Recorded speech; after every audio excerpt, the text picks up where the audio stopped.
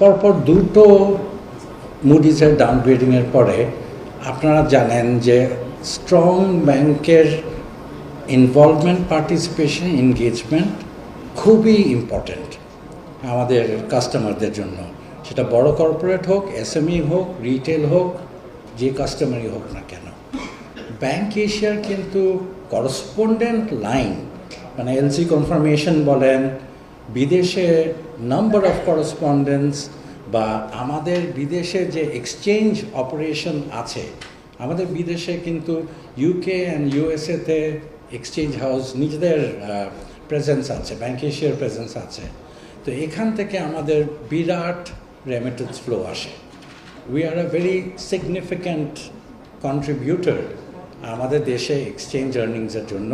and এর জন্য আমরা কিন্তু আরও নতুন নতুন সেবা, নতুন নতুন